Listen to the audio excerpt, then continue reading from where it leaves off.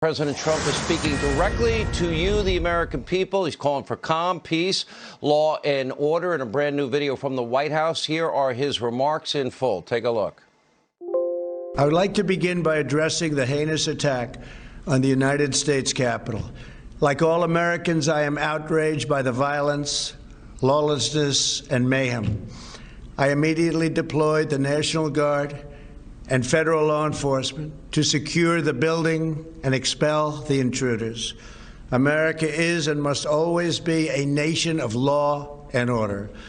The demonstrators who infiltrated the Capitol have defiled the seat of American democracy. To those who engaged in the acts of violence and destruction, you do not represent our country. And to those who broke the law, you will pay. We have just been through an intense election, and emotions are high. But now tempers must be cooled and calm restored. We must get on with the business of America.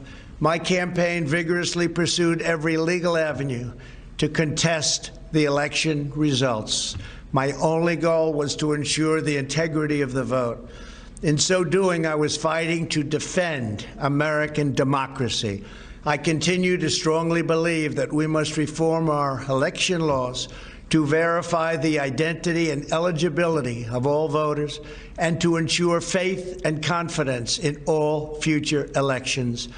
Now Congress has certified the results. A new administration will be inaugurated on January 20th.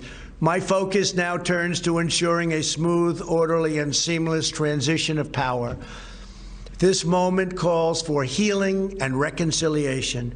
2020 has been a challenging time for our people. A menacing pandemic has upended the lives of our citizens, isolated millions in their homes, damaged our economy, and claimed countless lives. Defeating this pandemic and rebuilding the greatest economy on earth will require all of us working together.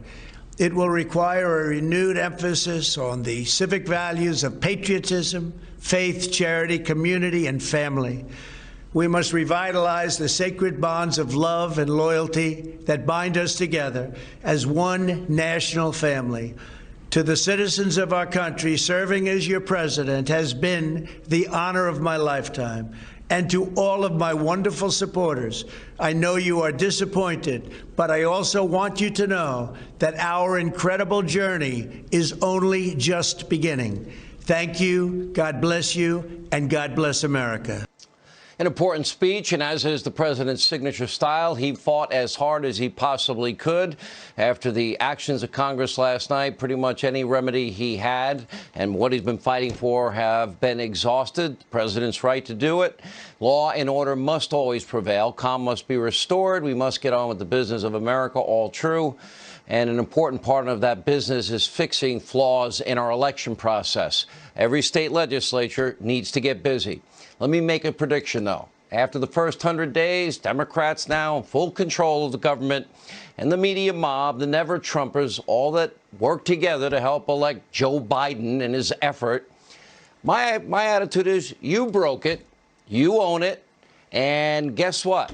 We know you helped somebody that everybody knew was physically weak and frail, clearly struggling cognitively, who also has the most radical stated socialist agenda in the history of this country. Wrote a whole chapter, Chapter 4, Live Free or Die, Socialism, a History of Failure. Predictably, it fails. Taxes go up, energy prices will go up. Hostile regimes, I think they see Joe Biden the way most of America does. Russia, China, Iran, elsewhere, they cause problems. Let's see how he deals with it. And I hope he deals with it for the sake of the world the right way. And when you realize how dull and boring Joe is, I'm just kind of betting here that those never-Trumpers, the media mob, you know, they're used to a daily diet of waking up and feigning outrage and psychotic rage and hate. And when the mob and the media, all of a sudden they're going to realize, geez, it's kind of boring covering Joe. What's Trump doing today? They're going to promise they're going to stop covering Trump. They'll be back to covering Trump. And mark my words, the words "miss me yet" will resonate sooner than most of you think. Just a prediction. Now, let's see what... They're strictly principled anti-fascists.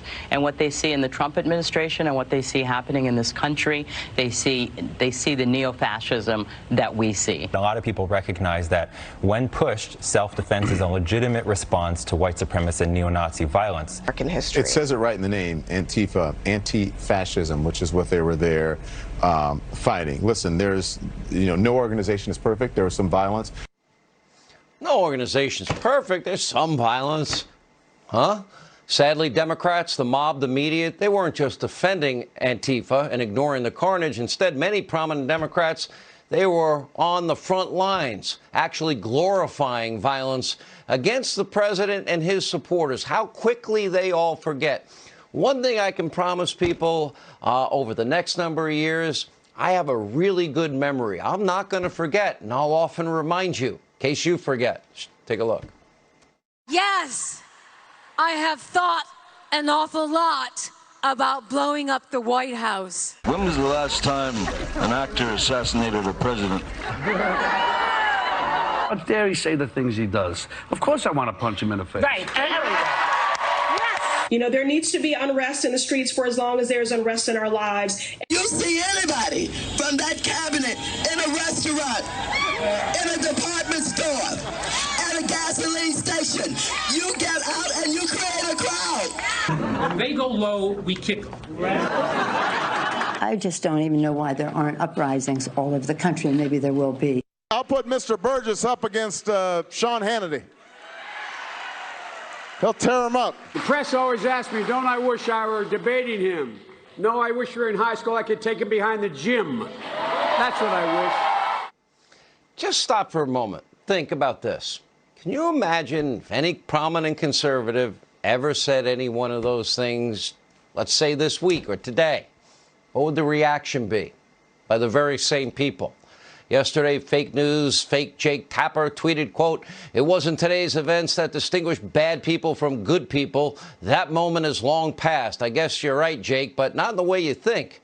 Now, perhaps some self-reflection on your network's 5 years of lying, hysteria, conspiracy theories, slanders, smears might do you some good.